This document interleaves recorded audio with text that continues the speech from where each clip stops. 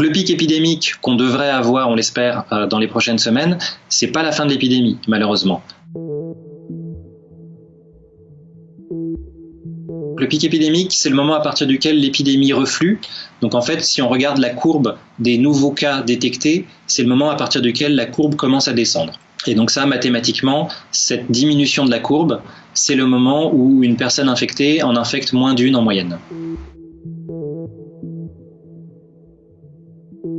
Tout dépend de comment la population a suivi les consignes de confinement. Si la population ne suit pas les consignes de confinement, l'épidémie va continuer à croître et vous n'allez pas avoir le pic épidémique tout de suite. À l'inverse, plus la population répond bien, plus le pic arrive rapidement. Un paramètre clé pour comprendre comment une épidémie se propage, c'est ce qui s'appelle le R0. Donc c'est le nombre de personnes qu'une personne va infecter au cours de son infection. Si le R0 est de 2, ça veut dire qu'au cours de mon infection, je transmets l'infection à 2 autres personnes. Donc c'est clé pour comprendre une infection parce que en fonction de ce R0, vous allez pouvoir savoir quand va avoir lieu le pic épidémique et quelle va être l'intensité de ce pic. Quelle est la proportion de la population va être infectée. Pour le Covid-19, ça dépend des pays, ça dépend des contextes. On l'estime entre 2,5 et 3. Donc ça veut dire qu'en moyenne, une personne infectée par le Covid-19 le transmet à 2,5-3 personnes. Si vous voulez empêcher l'épidémie de se propager, il faut que ce R0 passe en dessous de 1. Et en fait, le pic épidémique, ça correspond au moment où le R0 passe en dessous de 1.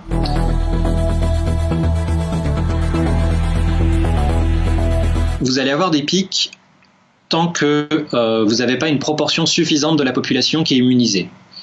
On estime à peu près que pour le coronavirus, il faut environ les 2/3 de la population soient immunisées. Immunisées, ça veut dire que soit elles l'ont eu et elles ont guéri, soit elles sont vaccinées. Le problème, c'est que pour le moment, on n'a pas de vaccin et qu'il faut compter à peu près 2 ans pour développer un vaccin. Donc là, au jour d'aujourd'hui, en fait, tant que les 2/3 ne l'auront pas eu, soit il faut maintenir des mesures de confinement, soit des mesures de distanciation sociale strictes.